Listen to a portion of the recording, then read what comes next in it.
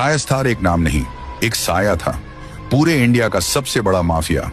उसकी आवाज का मतलब था हुकूमत, और उसकी आंखों में देखना मौत को बुलावा देना था। वो जो कहता वही कानून बन जाता। रेस्टार जब अपनी गाड़ी में निकलता तो ऐसा लगता जैसे कोई तूफान शहर को चीरता निकल गया हो। इंडिया में तो उसके दुश्मन पहले से थे, अब वो दूसरे मुल्कों में भी नफरत की लिस्ट में सबसे ऊपर था। और वहीं से उठ खड़ा हुआ उसका सबसे बड़ा दुश्मन, ब्लैक 444। एक ऐसा शख्स जो सिर्फ खून में यकीन करता था, और अब उसने फैसला कर लिया था रायस्तार को खत्म करने का।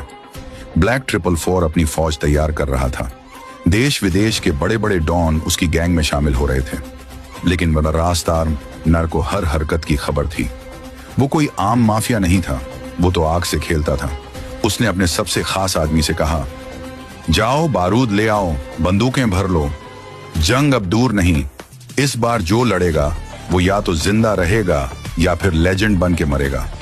वो खास आदमी निकला, 3 भारी भरकम जिप गाड़ियों में हथियारों की बारिश लेकर लौटा।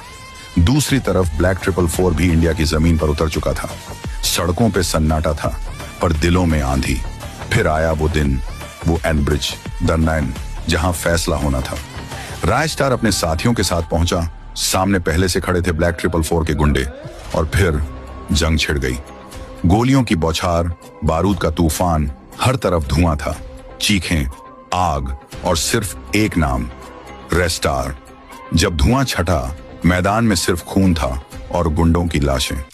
रेस्टार आगे बढ़ा, लेकिन तभी सामने खड़ा था ब्लैक 444 अपनी पूरी फौज के साथ। रेस्टार ने आंखें तरेरी, लेकिन तभी फिर से धुआं छा गया, और जब वो धुआं हटा तो रेस्टार की आंखों के सामने एक ऐसा मंजर था जिसने उसके सीने को छलनी कर दिया। Part 2 comment.